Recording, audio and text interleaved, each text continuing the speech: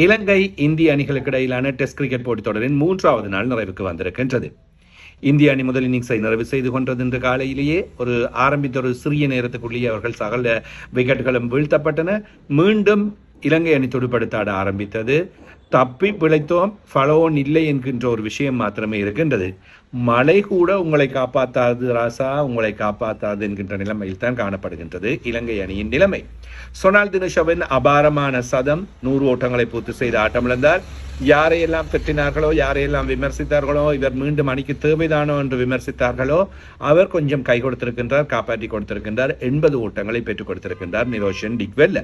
284 ஓட்டங்களை பெற்றதன் காரணமாக தப்பி பிழைத்துக் கொண்டது இலங்கை அணி. ஃபாலோன் முறையில் துடுப்படுத்த தேவையில்லை.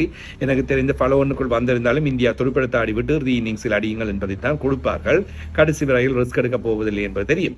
ஆனாலும் என்னை பொறுத்தவரையில் இப்பொழுது உள்ள நிலைமை, ஸ்கோர் விவரங்களை தருவதற்கு முதலில் அடுத்த 2 நாட்கள் வாய்ப்பில் மழை குறுக்கிட்டாலும் இலங்கை அணி தப்பிப்பது கஷ்டம் என்கின்ற நிலைமைதான் காணப்படுகின்றது. இந்தியா துடுப்படுத்த ஆடுவதற்கு இன்னும் அவர்களுக்கு ஒரு 50 ஓவர்கள் இருந்தால் போதுமானதாக இருக்கும். இந்த போட்டியில் அவர்கள் வெற்றி பெறுவது உறுதியாகிவிடும்.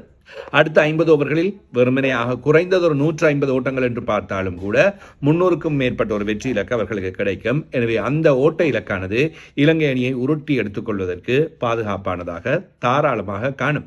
இலங்கையின் துடுப்பாட்டத்தை பற்றி என்ன கதைப்பது, என்ன பேசுவது? இந்த சொனால் தினேஷ் மற்றும் நிரோஷன் டிக்வெல் ஆகியோருடைய இணைப்பாட்டத்தை தவிர்த்து வேறு என்ன நல்ல விஷயங்கள் இங்கே அமைந்தன என்பதைத்தான் நாங்கள் பார்க்க வேண்டியதாக இருக்கின்றது. 140 ஓட்டங்களை இருவரும் இணைப்பாட்டமாக பெற்றுக் கொண்டார்கள்.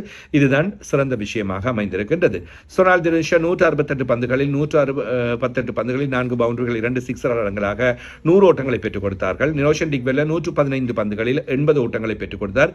33வது வயதில் அவருடைய மீடு வருகையாக இது அமைந்தது. நிஷான் மதுஷ்க 2 பந்துகளில் ஓட்டமதை பெறாத நிலையில் ஆட்டமிழந்தார். லஹிரு உதார் 27 ஓட்டங்கள், தினேஷ் சந்திமால் 4 ஓட்டங்கள், கமிந்து மெண்டிஸ் 14 ஓட்டங்கள், தனஞ்சோரி சில்வா 21 ஓட்டங்கள், கேஷரன் வந்த 2 ஓட்டங்கள், பபாத்யா சூரிய 10, லஹிரகுமார 10, அசித்த பெர்னாண்டோ ஓட்டமதையும் பெறவில்லை.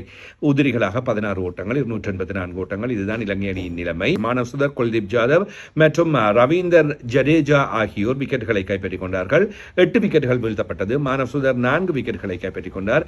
நல்ல டெஸ்ட் அறிமுகம் மேற்கொள்ளப்பட்டது. ஆப்கானிஸ்தானோடு அல்ல, மற்ற அணிகளோடும் விக்கெட்டுகளை கைப்பற்ற முடியும் என்று 4 விக்கெட்டுகளை கைப்பற்றியிருக்கின்றார்.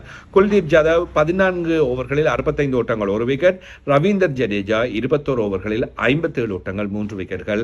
வயது போனாலும், ரஜினி ஸ்டைலில் தான் சொல்லணும், வயது போனாலும் பந்து வீச்சு இன்னும் மாறல்லையடா சாமின்ற மாதிரி தான் இருக்குது. மிக அபாரமாக பந்து வீசியிருந்தார். முகமது சிராஜ், பிரஷித் கிருஷ்ணா ஆகியோருக்கு தலா ஒவ்வொரு விக்கெட்டுகள் கிடைத்தன.